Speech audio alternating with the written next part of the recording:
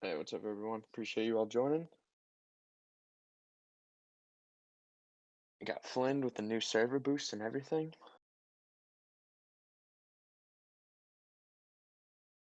Alrighty, since we got people right on time, let's get it rolling. I'll toss it over to AE to just say what's up. Happy Friday, everyone. Thanks for tuning in again. Hey guys, happy Friday. Thanks for joining. Good to see you all. Guys. Bobby, thanks for joining. Hey everyone, it's Bobby. How you doing?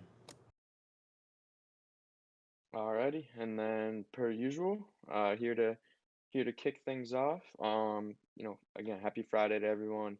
Appreciate you joining. I think we have a pretty good topic for today.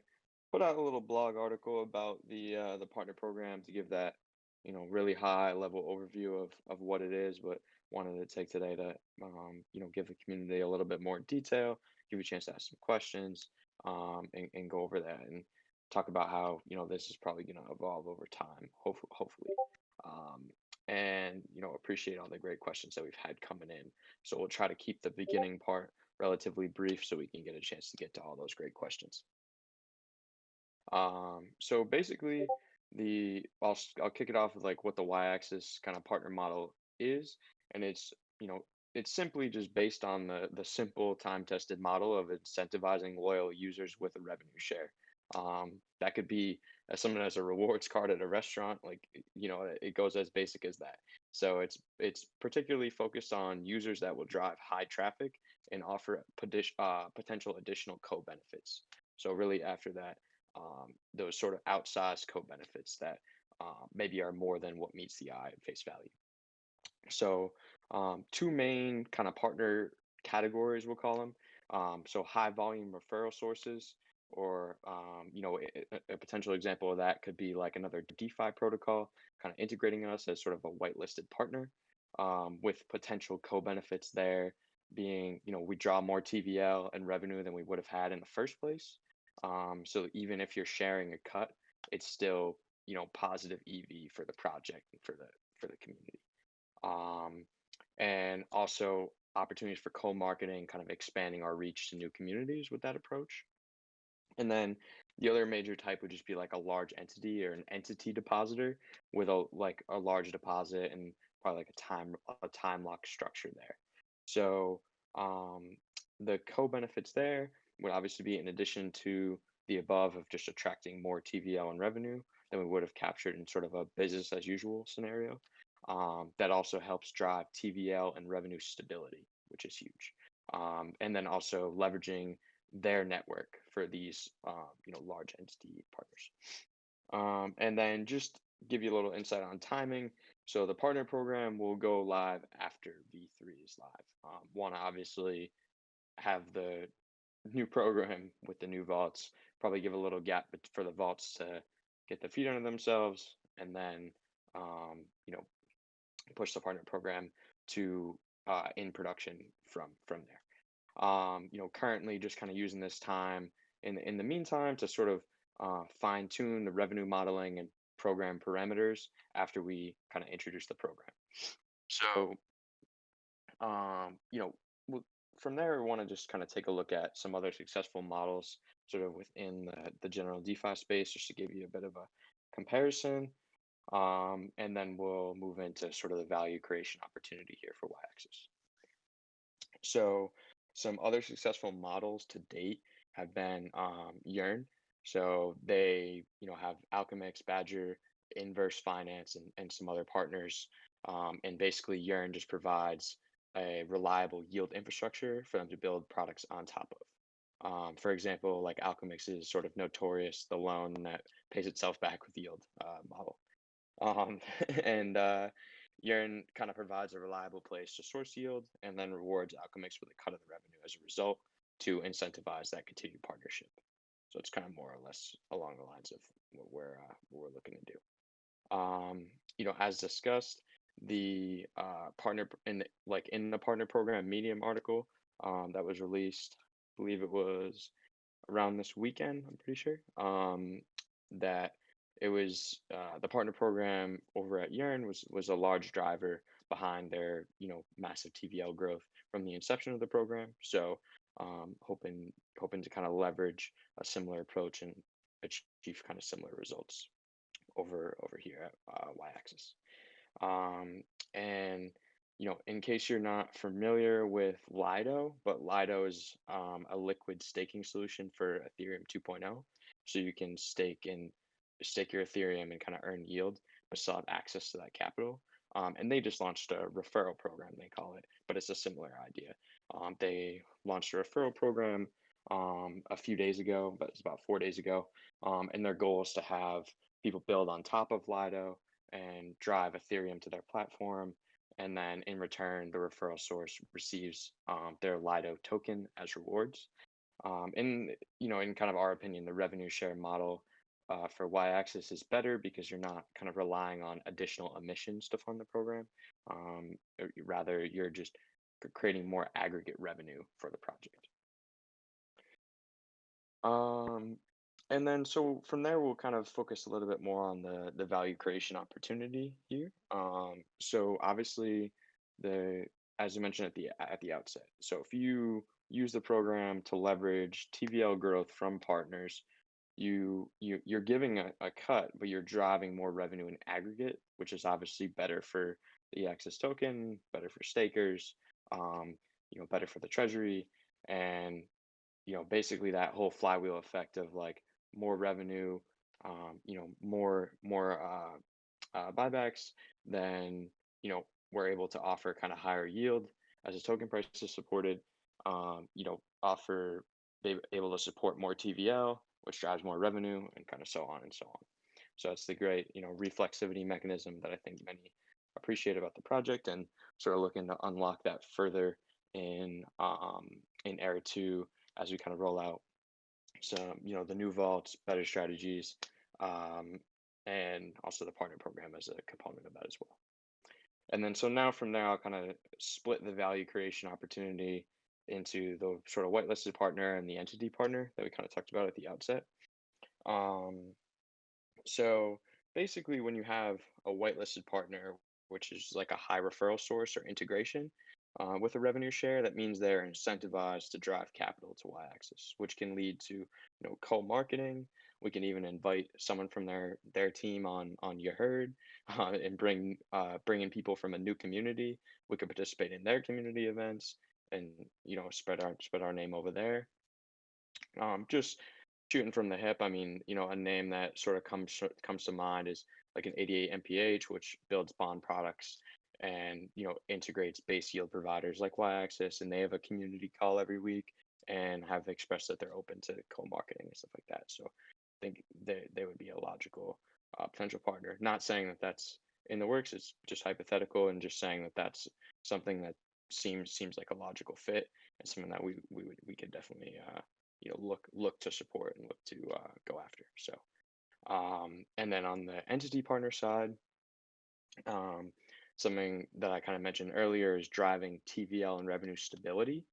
And that's huge for, especially on that revenue stability is huge for yAxis holders, stakers, and the treasury.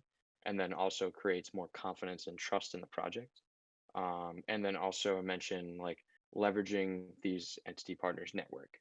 So for example,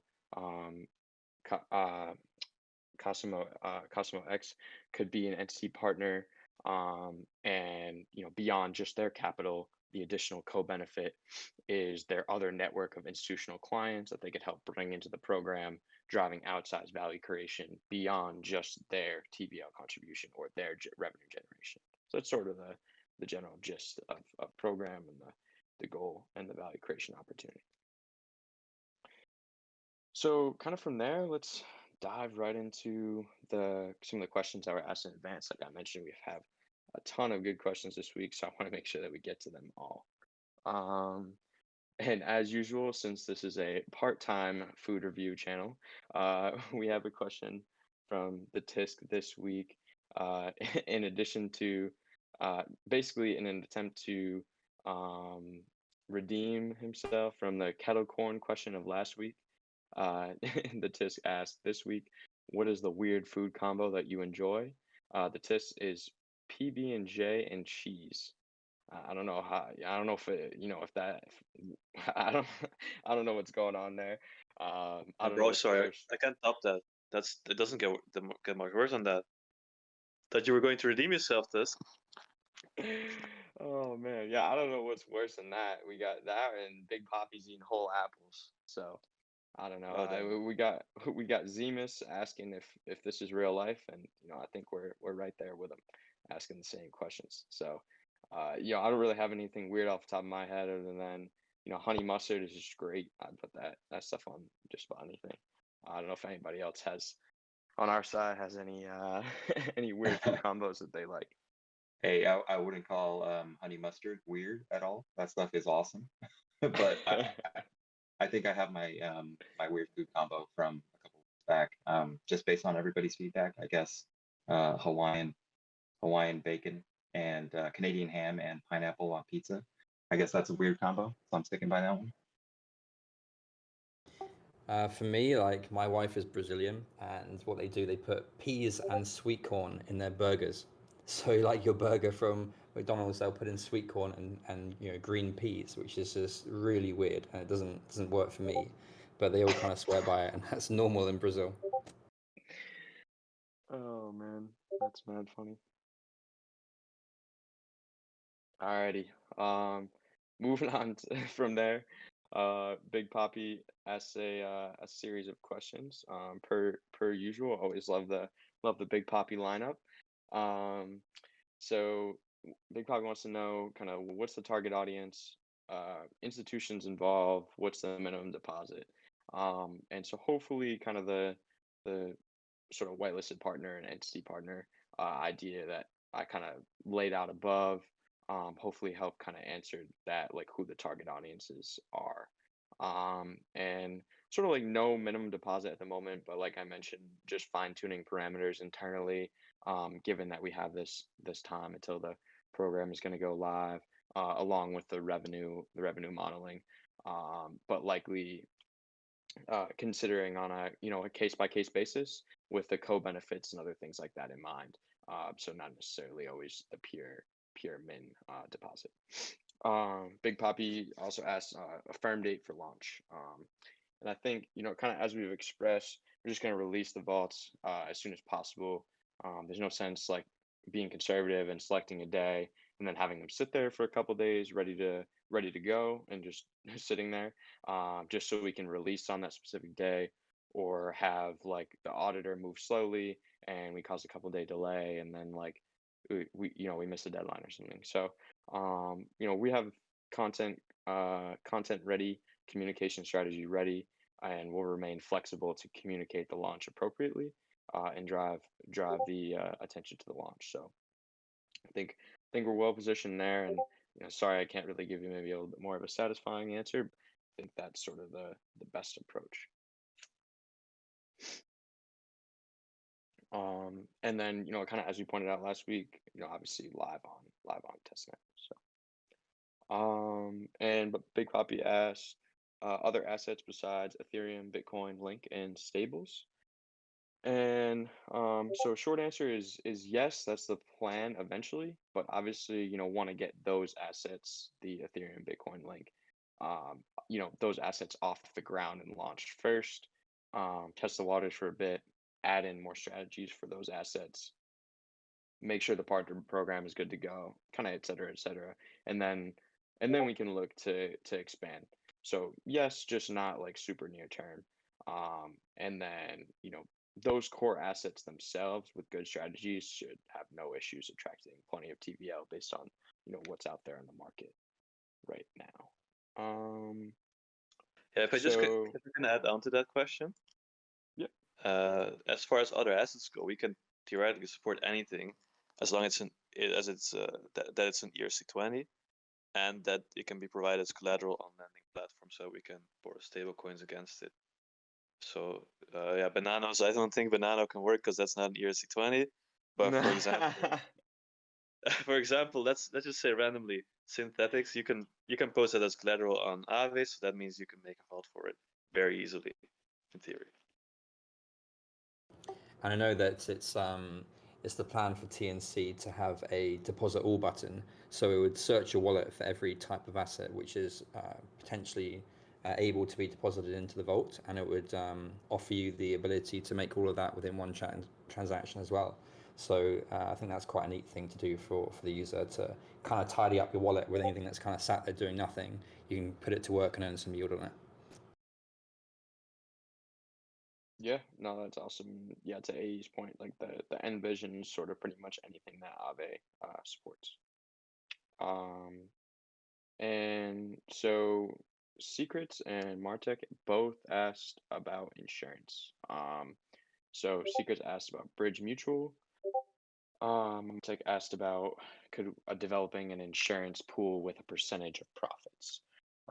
So I'll just kind of revert back to we discussed, I think, maybe a couple times. Most recently, I think it was week 8. And feel free if you want the written version. It's weekly yAxis week 8. But yeah, so basically the planned insurance implementation is in-house, and it would enable Vault users to lock their tokens in a separate contract, which would be used to credit the remaining Vault users in the case of an insurance event, as determined by governance. And then as a reward for doing that, so providing that backstop, providing that insurance, they'll earn additional yield. So if like an insurance event does happen, these users don't necessarily lose all their capital. They're just locked in until the debt's paid off. It's sort of like a market-driven solution, which is similar to a tranching implementation, like risk tranching, if you're familiar with, from like kind of traditional finance, and how debt is, you have the senior debt holders, the junior debt holders, and sort of the more senior you are, the less chance you basically have all the junior debt holders that they get wiped out first, and then you sort of make out. And that's along the same lines, if you can draw that parallel and that makes more sense to you. And it basically just allows the Vault users themselves to collateralize the insurance via market incentives and creating a market for risk. And this implementation avoids putting the onus on yAxis stakers to collateralize the system. Many other projects kind of use their native token as collateral, which literally just forces you to sell your own token at the worst possible time if there's an insurance event. So avoiding that issue conveys yet another example of how yAxis is just leading the way in both security and tokenomics. And that approach is also scalable to the amount of capital in the vault. So let's say we're a 50 million market cap but have 300 million in the vaults. That approach should be scalable to the full amount of like vault capital based on that, based on the planned insurance implementation, rather than if you did an insurance pool with a percentage of profits, which was suggested by Martech, then you would have to wait a really long time until there's like a pool that was kind of large enough to build up with the percentage of profits to be able to actually insure it. So this is much more scalable, and even more scalable than using our own token as collateral. So it's a super scalable approach, and it's market driven, and really a time tested approach with that parallel to sort of traditional finance. So pretty excited for that. Martech also asked about zapping into the vaults, and this is on the list, a goal of ours. Obviously going to need some collaboration on Zapper's side to get that done, but obviously everything needs to be live first before we can kind of go down that pathway. Timmy Toes asked, can we get the volume higher? Yes, sorry that we had some recording issues last week that made the volume quieter than normal. And kind of as we just announced and included the podcast link, but basically by popular request from many community members, people are asking for a podcast and audio only version, which is totally understandable. We are releasing the first you heard in podcast form this week. So hopefully the volume and recording issues are better this week. And then also that is a little added bonus. Big Poppy asked if the pseudo kind of yak mascot has a name, and if we want to have a naming contest.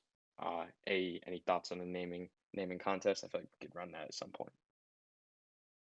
Yeah, I'm not sure if it has a name. We have to ask the artist, but if not, then why not have a naming contest, right? Although the yak mascot is not really some. Yeah, it's like we have different artists working on different interpretations of the yak, so it's a little bit different than the princess, I think. Sounds good. Sounds good. So soon TM, stay tuned.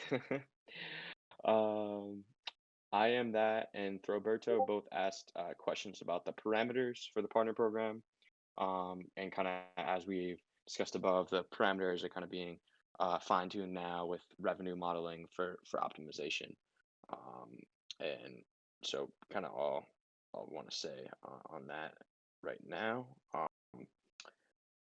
Misam asked, a question about locking, and the question is kind of already addressed by some helpful herd members. And as Martek pointed out, yes, we will be implementing curve style gauges in with V3 with the V3 launch. The Tisk asked, any partners so far besides Casimo,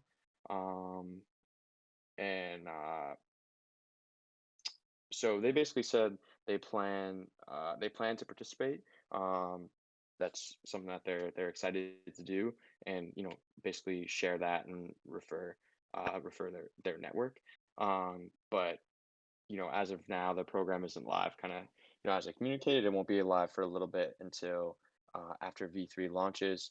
But we wanted to just introduce the program beforehand, and we've started to field some inquiries and see some interest since we put out kind of the initial article, Medium article introducing the program.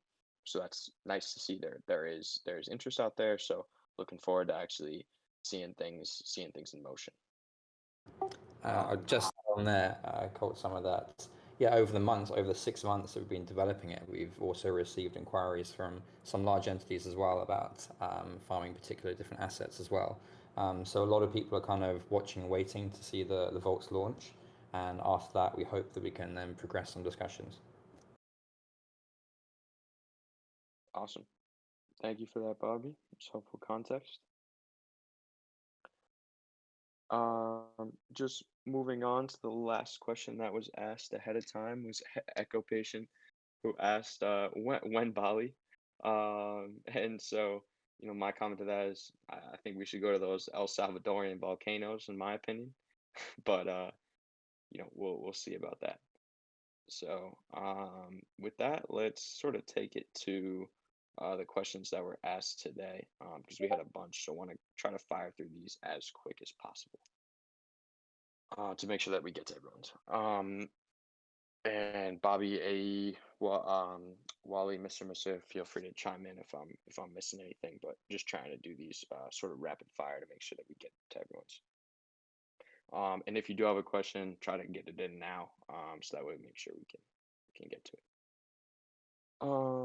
So Bobby asked a series of pretty good questions. One of them being, what would be the ideal convex strategy to implement for yAxis? So obviously we have kind of our choice when it comes to Ethereum. There's a couple good strategies there. I would say probably the Lido staked ETH pool would probably be the ideal one there. For stables, probably the 3 pool just gets the most liquid. The boosted, obviously the convex boosted 3 pool is the most liquid. We can deposit a ton of TVL there and not dilute the yield really. But obviously we'll look to branch out, but just talking like ideal case. And then Link, so they have the boosted link, gauge, which obviously is fantastic. That the base yield on that's really good. And then Bitcoin, we have like sort of a wide array of options there. I think it's just going to be based on liquidity, and we can deposit a good amount of TVL, and also making sure that the underlying asset that we're depositing is more reliable. Like some of these other wrapped Bitcoin solutions, you have to consider the counterparty risk a bit versus like a Ren BTC or something that's been pretty battle tested for a long time now. Another question would be, when we do implement convex, will we have the option of using different pools that have better curve base yield, or we stick to one strategy? No, like for each asset, obviously the goal is to have the the best strategy set for each asset. So don't have to stick to one strategy. And then, obviously, given that the yield is boosted and there's also some CVX on top, then you're going to have a better, much better base yield, which will also generate more revenue and obviously accommodate more TVL. Big Poppy asks, when will Bitcoin be 100K? I don't know. You tell me. You got the TA analysis all the time. That's fantastic how dedicated you are in keeping the community up to date on that. So you're probably better served to answer that than I am. Bobby asked, how long will staking rewards remain above 100% APY? Obviously not really sure right now, but just know that you will be getting kind of the era 2 sort of boost with the Great Harvest. RTWIV. Sorry, I didn't know how to pronounce that. But asking about current interest in the partner program, which I think we conveyed. There's good interest out there. Just kind of waiting for things to go live. And also we did touch today on the Cosmo X partnership, and then expect the timeline for bringing on other partners. We can kind of discuss that today as well. So we kind of hit on all those, which is good. And Misam asks maybe a simplified but meaningful explanation of how yAxis intends to utilize these stake funds to generate more wealth for everyone. Basically, we're just going to be taking assets as deposits in the vaults, and then looking for the best strategies on the market on kind of a risk-adjusted basis to be depositing those assets to earn yield. And one of the best places to do that right now is Convex. So that's why that's been a priority for Era 2, and looking forward to seeing that materialized. So yeah, and I think the infographic that I posted down there, if you scroll a bit down, that also shows a little more about how strategies are utilized, like how do we use lending platforms and how do the different strategies actually earn rewards. And for example, there are validated rewards, there are swap fees, there's interest. So those are a few of the ways that we earn through them.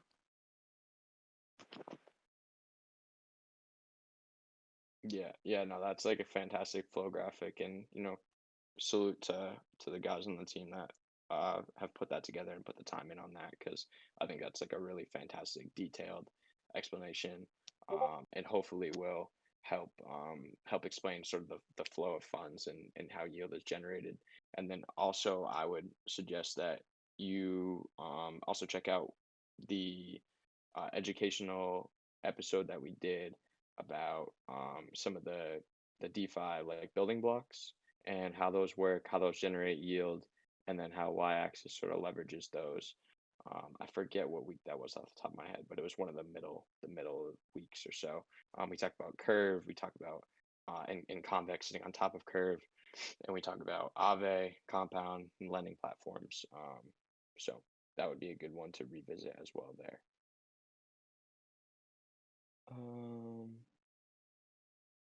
Sifting through, Sakamoto wants to know when Bobby will update his profile pic. Bobby, any thoughts on that? Yeah, man, I'm just waiting for you to design me a really cool one.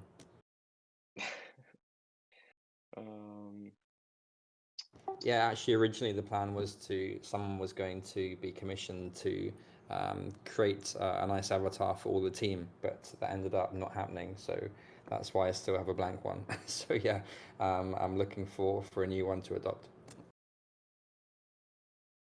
So Bobby's avatar is a free agent. If anyone can find a good one, then you got it.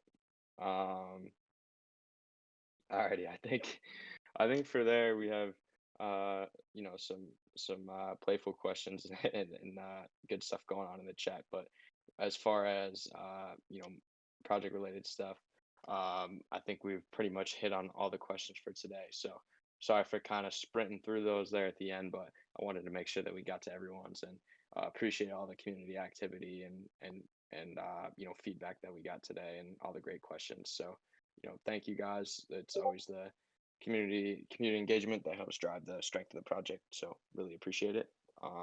With that, I think we'll call it a day, and Happy Friday, everyone. Enjoy your weekend. I appreciate it as always. Thanks a lot, guys. Have a good weekend. Have a nice weekend, guys. See you later. Thanks, everyone. Thanks for joining. See ya.